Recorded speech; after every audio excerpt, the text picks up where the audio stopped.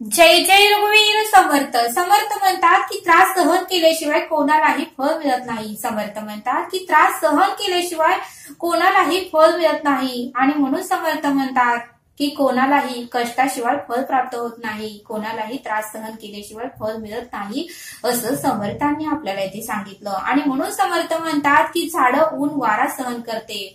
झाडं ऊन वारं पाऊस सगळं काही सहन करतं. का सहन करतं? कारण त्या झाडांना माहिती असतं की चैत्र महिन्यात आपल्याला परत पालवी फुटणार आहे. ती झाडं ऊन वारा पाऊस सगळं काही सहन करतं. आणि त्याच उन्हामध्ये झाडाची पाने गळून जातात. त्याच कडक उन्हामध्ये झाडाची पानं गळून जातात. झाडं ही कमकुवत होतात आणि झाडाची सगळी पानं पिवळी जरद पडतात. काही झाडांची तर पूर्ण पाने गळून पडतात. तरीही झाड दुःखी होत नाही. तरीही कोणतंही झाड दुःखी होत नाही. कोणतंही झाड नाराज होत नाही. कारण त्या झाडांना माहिती असतं की आपल्याला चैत्र महिन्यात पालवी फुटणार आहे आणि परत पाऊस आल्यानंतर आपलं झाड बहरणार आहे. परत आपल्याला फुलं फळं येणार आहेत. त्या झाडांना 100% माहिती असतं. आणि म्हणूनच समर्थ म्हणतात की ती झाडं सर्व त्रास सहन करतात. म्हणून समर्थ म्हणतात की ती झाडं सर्व त्रास सहन करतात. आणि एक ना एक दिवस आपल्यासाठी सुखाचा येणार आहे. त्या दिवसाची वाट पाहत ते झाड सगळं काही त्रास सहन करतं, असं समर्थांनी आपल्याला इथे सांगितलं. आणि म्हणून समर्थ म्हणतात की आपलं आयुष्यही त्या झाडासारखंच आहे. आपल्या आयुष्यातही त्या झाडासारखे अनेक प्रसंग येतात. म्हणून समर्थ म्हणतात की आपल्या आयुष्यातही त्या झाडासारखे अनेक प्रसंग येतात. एक ना एक दिवस तरी, म्हणून समर्थ म्हणतात की एक ना एक दिवस तरी चांगला येईल, या आशेने आपण जीवन जगले पाहिजे. एक ना एक दिवस तरी आपल्यासाठी तो चांगला येईल, या आशेने तरी आपण जीवन जगले पाहिजे. आणि एक ना एक दिवस मला नक्कीच आनंद मिळणार आणि एक ना एक दिवस मला नक्कीच सुख मिळणार, हे मनामध्ये बाळगून जर आपण जगलो तर आपल्याला नक्कीच आनंद आणि सुख प्राप्त होईल, असं समर्थांनी आपल्याला इथे सांगितलं. समर्थ म्हणतात की मोदक खायचे असले तर आपल्याला किती अट्टहास करावा लागतो. आपण गणेश चतुर्थीला मोदक करतो म्हणजे का तर श्री गणेशाला मोदक फार आवडतात. मग समर्थ म्हणतात की त्या दिवशी आपल्याला मोदक करताना किती त्रास होतो, किती अट्टहास सहन करावा लागतो आणि मग तो मोदक आपल्याला खायला मिळतो. मग समर्थ म्हणतात की सुरुवातीला आपल्याला नारळ दुकानातून विकत आणावा लागतो. मग तो नारळ सोलावा लागतो आणि मग तो नारळ फोडावा लागतो. मग त्या नारळातून पाणी बाहेर काढावं लागतं आणि मग त्या नारळामधून ते जे वरचं टरपर असतं ते काढावं लागतं आणि मग तो नारळ खिसून घ्यावा लागतो. आणि खिसल्यानंतर मग त्याच्यामध्ये गूळ घालून एकसारखे करून मग ते सारण त्या मोदकामध्ये घालावं लागतं. आणि मग मोदक तयार झाल्यानंतर ते उकडावे लागतात आणि उकडल्यानंतर मग मोदक तयार होतात आणि मग ते परमेश्वराला नैवेद्य दाखवल्यानंतर आपल्याला खायला मिळतात, असं समर्थांनी आपल्याला इथे सांगितलं. मग समर्थ म्हणतात की सहजासहजी तरी आपल्याला मोदक खायला मिळतो का हो म्हटले. बघा म्हटले तुम्हीच किती त्याला त्रास, किती अट्टहास.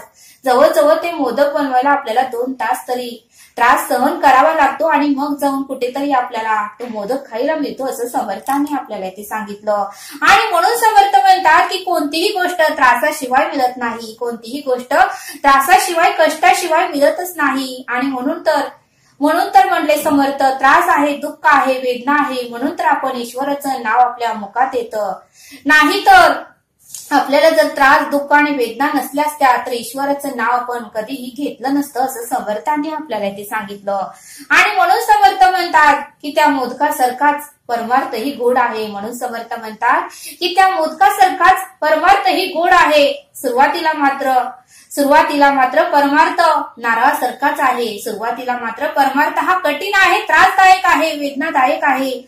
आपल्याला परमार्थ करताना आपलं शरीर जड होणार आहे, करू वाटत नाही, आळस येणार आहे, चांगलं येणार आहे, झोप येणार आहे.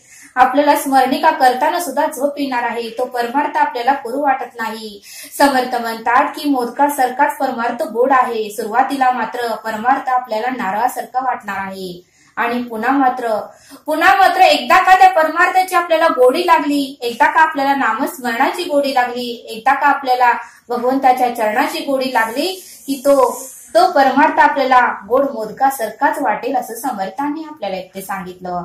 आणि म्हणून समर्थ म्हणतात की सुरुवातीला कोणतीही गोष्ट करताना कठीण आणि त्रासदायकच वाटणार आहे, पण एकदा का सवय झाली, एकदा का आपल्याला त्यामध्ये गोडी लागली की मग आपल्याला त्रास होणार नाही, मग आपल्याला परमार्थ करू वाटेल, तो परमार्थ मोदकासारखा आपल्याला गोड वाटेल असं समर्थांनी आपल्याला इथे सांगितलं. समर्थ म्हणतात की एकदा स्वामी विवेकानंद एका ठिकाणी निरूपण द्यायला गेले आणि त्यांचे निरूपण एका ताईला मात्र खूप आवडले आणि निरूपण संपल्यानंतर मात्र ती ताई स्वामी विवेकानंदांच्या पाठीमागे धावत गेली आणि विवेकानंदांना म्हणाली की स्वामी, तुमचं मला निरूपण खूप आवडलं आणि तुमचे विचार मला खूप आवडले आणि तुम्ही खूप छान निरूपण दिलं, मला मनाला पटेल असं दिलं आणि खरंच मला तुमचं निरूपण फार आवडलं आणि म्हणूनच मला तुमच्याशी लग्न करायचं आहे, म्हणून मला तुमच्याशी विवाह करायचा आहे. त्यावेळेस स्वामी विवेकानंदांनी विचारलं की तुम्हाला माझ्याशीच विवाह का करायचा आहे? तुम्हाला अजून दुसरे कोणीही भेटू शकेल, माझ्यापेक्षाही चांगली व्यक्ती. त्यावेळेस ती ताई त्या स्वामी विवेकानंदांना म्हणाली की मला मात्र तुमच्यासारखाच मुलगा हवा आहे आणि म्हणूनच मला तुमच्याशी विवाह करायचा आहे. त्यावेळेस स्वामी विवेकानंदांनी मात्र खूप सुंदर असं उत्तर त्या ताईनं दिलं. त्या ताईला म्हणाले, आजपासून तुम्हीच मला तुमचा मुलगा समजा आणि आजपासून मीच तुम्हाला माझी आई असे हाक मारेल असं स्वामी विवेकानंदांनी सुंदर असं उत्तर त्या ताईंना दिलं. बघा म्हटले समर्थ, स्वामी विवेकानंदांचे विचार किती उत्तमाचे होते आणि छान होते असं समर्थ आपल्याला इथे सांगतात. समर्थ म्हणतात की लहान मुलगा जन्मल्यावर लगेच चालत नाही, त्यालाही प्रयत्न करावा लागतो, त्यालाही 2-3दा धडपड करावी लागते, 2-3दा पडावं लागतं, मग कशाचा तरी आधार घेऊन तो चालायला शिकतो आणि मग तो व्यवस्थित चालतो असं समर्थांनी आपल्याला इथे सांगितलं. म्हणजे लहानापासून ते मोठ्यापर्यंत सर्वांना त्रास, दुःख आणि वेदना आणि कष्टाशिवाय मिळतच नाही असं समर्थ आपल्याला इथे सांगतात. आणि म्हणून समर्थ म्हणतात की जमिनीला किती त्रास सहन करावा लागतो, ऊन, वारा, पाऊस सगळं काही ती सहन करते, तरी पण ती इतरांना देतच राहते. तिची भावना दुसऱ्यांना द्यायचीच आहे, तिची भावना मात्र दुसऱ्यांना द्यायचीच आहे. ती जमीन मात्र उन्हाचा त्रास सहन करते, दुःख सहन करते, वेदना सहन करते आणि आपल्याला प्रत्येक सीझन मध्ये प्रत्येक फळ देते, फुलं देते, भाज्या देते, कडधान्य देते, डाळी देते, अनेक प्रकारचे धान्य, जे काही आपण खातो ते सर्व जमिनीमधूनच उगवतं असं समर्थांनी आपल्याला ते सांगितलं. म्हणून समर्थ म्हणतात की त्या जमिनीचं आणि आपलं काहीच नातं नाही, त्या जमिनीचं आणि आपलं काहीच नातं नाही, तरीही ती जमीन आपल्याला दुःख, त्रास आणि वेदना सहन करून आपल्याला देतच राहते. कारण एका राजाचं कामच द्यायसारखं आहे आणि ती जमीन राजासारखं द्यायचं काम करते असं समर्थांनी आपल्याला इथे सांगितलं. आणि म्हणून समर्थ म्हणतात की त्या जमिनीचं आणि आपलं काहीही नातं नसताना ती सदैव आपल्याला देतच राहते. ती मात्र आपल्याकडून काहीही मागतही नाही आणि काही मागण्याची इच्छाही तिच्याकडे नसते असं समर्थांनी आपल्याला इथे सांगितलं. समर्थ म्हणतात की सूर्याचं आणि आपलं तरी काय नातं आहे, सूर्याचं आणि आपलं काहीच नातं नाही, तरी तो सूर्य आपल्याला प्रकाश देतो, ऊर्जा देतो, ऊन देतो, उष्णता देतो, तरी तो सूर्य आपल्याला प्रकाश देतो, ऊर्जा देतो, उष्णता देतो. बघा म्हणले समर्थ, त्या सूर्याचं आणि आपलं काहीच नातं नसतानाही तो सर्व काही आपल्याला देतो. म्हणून समर्थ म्हणतात की चंद्राचं आणि आपलं काहीच नातं नाही, चंद्राचं आणि आपलं काहीच नातं नाही, तरीही चंद्र संध्याकाळ झाली की आपल्याला प्रकाश देतो. आणि म्हणून समर्थ म्हणतात की मांडलं तरच नातं आहे, नाहीतर कोरडा वाळवंटच आहे असं समर्थांनी आपल्याला इथे सांगितलं. मांडलं तरच नातं आहे, नाहीतर कोरडा वाळवंटच आहे असं समर्थांनी आपल्याला इथे सांगितलं. आणि म्हणून समर्थ म्हणतात की पक्ष्यांना सुद्धा आपल्याला वाटतं की पक्षी काय इकडं तिकडे रानामध्ये जाऊन जे काही धान्य असतील ते खातात, पितात, त्यांचं काय जीवन सुखात आहे असं आपल्याला वाटतं. पण समर्थ म्हणतात की पशु पक्ष्यांचंही आयुष्य सुखाचं नसतं. म्हणले एखादं जर घरटं बांधलं, मोठं सोसायटीचं वारं आलं, मोठं वादळ आलं, उन्हाचं पावसाचं त्या घरट्यालाही धोका असतो, त्यांच्या पिल्लांना धोका असतो. आणि बघा म्हणले समर्थ, ते सुद्धा उजडलं की इकडं तिकडं त्यांना हिंडावं लागतं.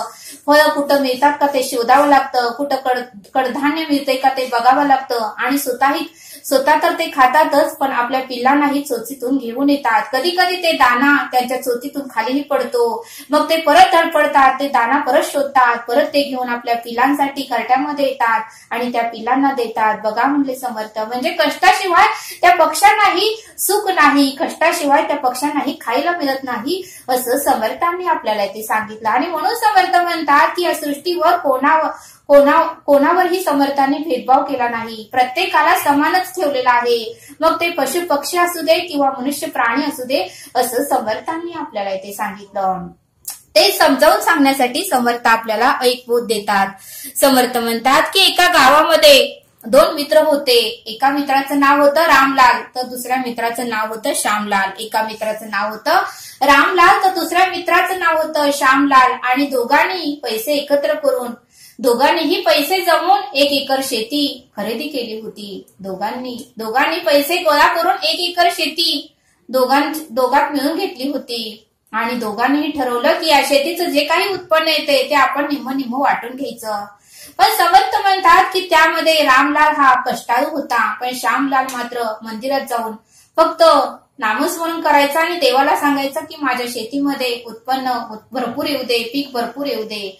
रामलाल मात्र सकाळी उजळल्यापासून जे शेतामध्ये जायचा, नांगरणी करायचा, गवत काढायचा, झालं तर बी पेरायचा, शेताला पाणी घालायचा आणि रोजचं असं त्याचं काम उत्तमाचं चालू होतं. श्यामलाल मात्र उजळलं की मंदिरात येऊन बसायचा, इकडे तिकडे फिरायचा, थोडं वेळ नामस्मरण करायचा, डबा खायचा आणि मंदिरातच झोपायचा.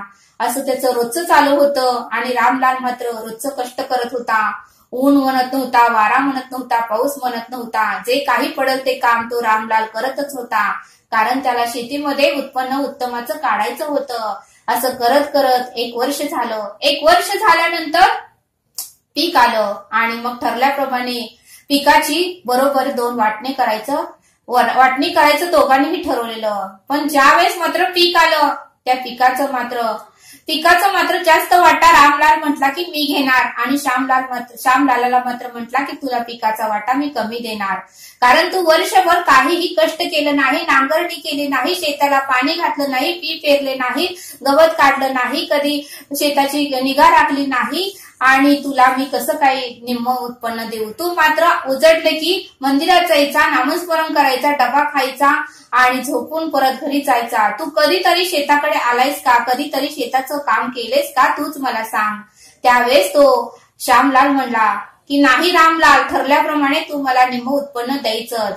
का तर मी देवाला रोज निवेदन ठेवत होतो की माझ्या शेतामध्ये की भरपूर उत्पन्न येऊ दे, आणि देवाला निवेदन ठेवल्यामुळेच हे उत्पन्न उत्तमाचं आले, त्यामुळे माझा वाटाही निम्माच आहे, असं श्यामलाल म्हणू लागला. त्यावेळेस मात्र रामलाल आणि श्यामलाल या दोघांमध्येही वाद सुरू झाले. आणि त्यावेळेस रामलाल म्हणाला श्यामलालला की आपण सरपंचाकडे जाऊया, ते जे निर्णय घेतील त्या निर्णय मला मान्य असेल आणि तूही मान्य कर. त्यावेळेस दोघांनीही ठरवलं ठीक आहे, वाद घालण्यापेक्षा आपण सरपंचांनाच विचारूया. मग गावातल्या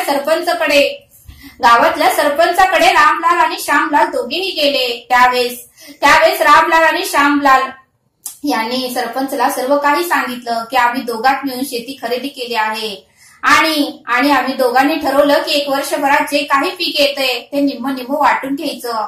त्यावेळेस रामलाल म्हणाला की श्यामलालने मात्र काहीही शेतामध्ये काम केलं नाही, मीच वर्षभर काम केलं म्हणून मला जास्त वाटा पाहिजे, आणि श्यामलाल मात्र निम्मा वाटा मागत आहे, त्यामुळे आमच्यामध्ये वाद होत आहे, आता ते वाद तुम्ही सोडवा, असं रामलालने सरपंचला सांगितलं. त्यावेळेस सरपंच म्हणाले तुम्ही काहीही काळजी करू नका, यावर मी काहीतरी मार्ग काढतो. आणि रामलाल आणि श्यामलाल या दोघांनाही 1 पोतं तांदळाचं दिलं आणि त्या तांदळामध्ये खडे मिक्स केले, भरपूर असे खडे मिक्स केले, आणि दोघांनाही सांगितलं की तुम्ही उद्या सकाळी या तांदळातले सगळे खडे बाजूला करून हे तांदूळ मला स्वच्छ करून आणून द्यायचं.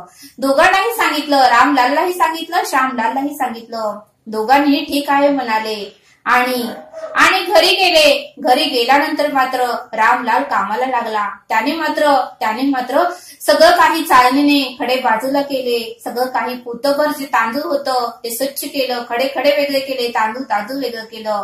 पण श्यामलाल मात्र आळसी होता. त्याला काम करू वाटत नव्हतं. वर्षभर तर त्यानं काम केलंच नव्हतं, तर आता पोत्यातलं तांदळातले खडे तर तो काय काढणार, कारण तो आळशीच होता. त्याला कष्टाची जाणीव नव्हती, त्रास वेदनेची त्याला जाणीव नव्हती. त्याने ते पोतं घेतलं आणि मंदिरात देवासमोर ठेवलं आणि देवाला सांगितलं, हे परमेश्वरा, हे ईश्वरा, मी आता घरी जातोय. उद्या सकाळपर्यंत या तांदळातले खडे तू बाजूला करून ठेव आणि तांदूळ स्वच्छ करून ठेव. मी उद्या सकाळी हे तांदूळ घेऊन सरपंचकडे जाणार आहे, असं देवाला म्हणून श्यामलाल घरी निघून गेला. दुसरा दिवस उजडला. त्यावेळेस ठरल्याप्रमाणे दोघांनीही ती पोती घेऊन सरपंचकडे गेले आणि मग सरपंचने रामलालाचं पोत बघितलं. तर रामलालाचं पोतं एकदम स्वच्छ होतं. त्याने खडे सर्व काढले होते. एकही खडा त्या तांदळाच्या पोतामध्ये सरपंचला दिसला नाही. पण श्यामलालाने जे पोतं घेऊन आला ते पोत्याकडे मात्र सरपंचने पाहिलं तर खडेच खडे होते. एक खडाही श्यामलालाने काढला नाही. त्यावेळेस श्यामलाल म्हणाला की मी तर देवाला सांगून आलो होतो, तरीही देवाने खडे काढले नाही. त्यावेळेस सरपंच म्हणाला की देव कसा खडे काढेल, कष्ट तर आपल्याला करायचं आहे. देवाने लाख मोलाचा आपल्याला देह दिला आहे. ते देह कशासाठी दिला आहे, कष्ट करून खाण्यासाठी. आपल्याला अपंग तर बनवलं नाही ना, असं सरपंच श्यामलालाला म्हणाला. आणि श्यामलालाला सरपंचने समजावून सांगितलं, तू म्हणतोयस ना वर्षभर मी देवाला निवेदन ठेवलं की उत्पन्न उत्तमच येऊ दे, म्हणून माझ्या निवेदनामुळे शेतामध्ये उत्पन्न भरपूर आलंय, तर हे चुकीचं आहे. तू कष्ट केलं नाहीस, त्यामुळे तुला शेतीतला थोडाच भाग मिळणार आहे, थोडंच उत्पन्न मिळणार आहे. रामलालने मात्र वर्षभर कष्ट केलं, त्यामुळे त्याला शेतातला भरपूर उत्पन्नाचा भाग मिळणार आहे, असं सरपंचने त्या दिवशी निर्णय सुनावला. त्यावेळेस मात्र श्यामलालाही पटलं आणि श्यामलाल म्हणाला, बरोबर आहे, माझंच चुकलं, कारण मी देवासमोर पोतं ठेवलं, देवाला सांगितलं खडे काढ, तर आहे तसेच खडे. म्हणजे कष्टाशिवाय त्रासाशिवाय फळ मिळत नाही. रामलालने मात्र वर्षभर ऊन वारा वेदना सहन केल्या आणि शेताचं उत्पन्न काढलं. खरंच तर जास्त उत्पन्नाचा भागीदार रामलालच आहे. श्यामलालाने आपल्या चुकीची जाणीव झाली आणि त्याने रामलालची माफी मागितली आणि सरपंचाचीही माफी मागितली. मग समर्थ म्हणतात की या बोधातून हेच आपल्याला शिकायला मिळतं की परमेश्वर ईश्वर आपल्याला जन्माला घालतो, आपल्याला योग्य तो मार्ग दाखवतो, पण ईश्वर सुद्धा कष्ट केल्याशिवाय आपल्याला फळ मिळत नाही. आयतं ईश्वर परब्रह्म सुद्धा आपल्याला आणून देत नाही. आपल्याला काहीतरी करावंच लागतं. आपल्याला करण्यासाठी तो सामर्थ्य पुरवतो, आपल्याला शक्ती देतो, आपल्याला उत्तम ठेवतो, आरोग्य उत्तमच देतो. तरीही जर आपण आयतच पाहिजे असं म्हटलं तर आयतं आपल्याला घरात बसून मिळत नाही. त्यासाठी कष्ट हे करावेच लागतात. त्रास वेदना दुःख सहन करावंच लागतं आणि मगच आपल्याला फळ मिळतं, असं या बोधातून आपल्याला तात्पर्य शिकायला मिळतं, असं समर्थांनी आपल्याला इथे सांगितलं. आणि म्हणून समर्थ म्हणतात की कष्टाशिवाय आणि त्रासाशिवाय फळ मिळतच नाही, असं समर्थांनी आपल्याला इथे सांगितलं. तरी आता आपण येथेच थांबूया. धन्यवाद. जय सद्गुरू.